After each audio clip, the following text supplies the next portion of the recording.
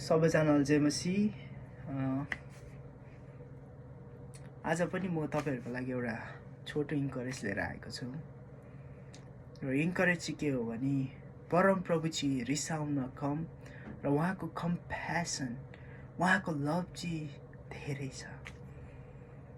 अनि यसको हामी मिठो उदाहरण चाहिँ हामी कहाँ भेट्टाउँछौँ भने नम्बर्स च्याप्टर 11 मा।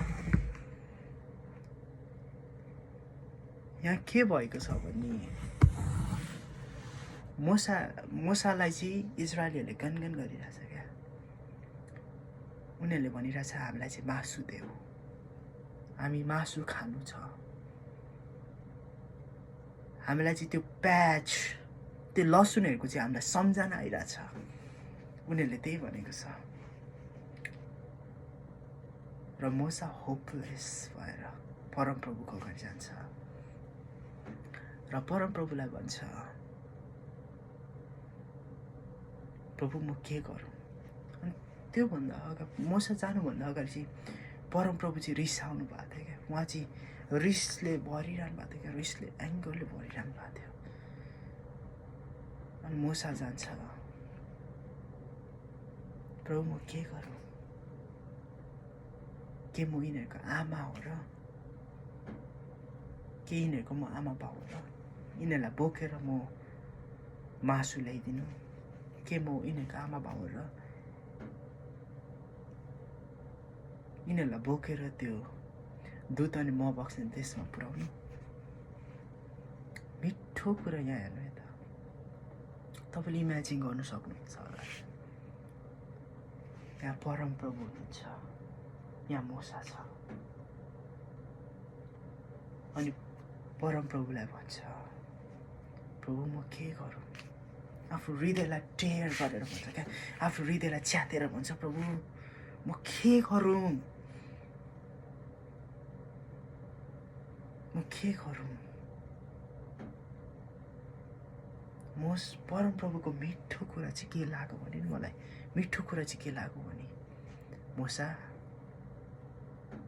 तेरो दुःख, तेरो कष्ट सबै मलाई दे।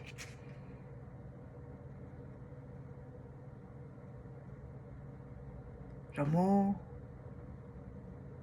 एक दिनको लागि मात्र होइन, 2 दिनको लागि मात्र होइन, 3 दिनको लागि मात्र होइन, 7 दिनको लागि मात्र होइन, 20 दिनको लागि मात्र होइन, तर 1 महिनासम्म यिनीहरूको लागि मासु पठाइदिनेछु, मासु पठाइदिनेछु। कन्ट्याक्सलाई बुझ्नु है त, मैले भन्नु खोजेकोलाई बुझ्नुहोस् होइन। अनि तपाईँले यसलाई बुझ्नुभयो भने तपाईँले आफ्नो बर्डनहरू चाहिँ परमप्रभुलाई राख्न सक्नुहुन्छ। म तपाईँलाई यो किन भनिरहेको छु भने नि, हामी हिँड्छौँ एउटा यस्तो समय आउँदो रहेछ, हामी गल्दो रहेछौँ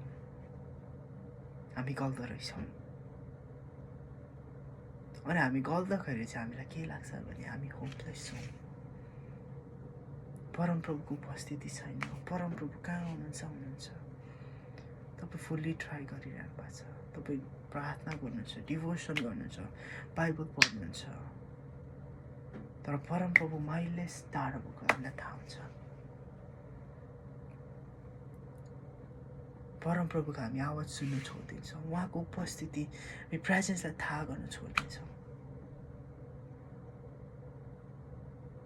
र उहाँले परमप्रभुले अहिले के भनिरहनु भएको छ भने तपाईँलाई, तेरो सबै बर्डन, तेरो सबै कुराहरू चाहिँ मलाई दे, तेरो सबै कुराहरू चाहिँ मलाई दे, ममा राख। यो कुरा चाहिँ हामी मत्तीमा भेटाउँछौँ। हामी म्याथ्यु च्याप्टर आई थिङ्क 12 मा होला, हजुर च्याप्टर 12, सरी च्याप्टर 11 रहेछ। च्याप्टर 11 को 28 दिन हामीले पढ्यौँ भने, Come to me all you who are heavy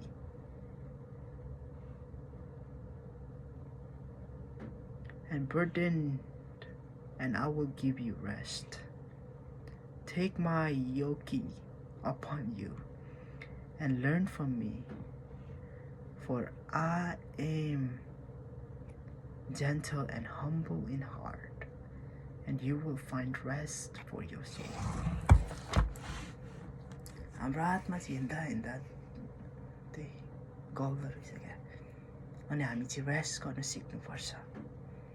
उहाँ चाहिँ जेन्टल हुनुहुन्छ, उहाँ चाहिँ हम्बल हुनुहुन्छ र उहाँले तपाईँलाई शान्त दिन सक्नुहुन्छ क्या।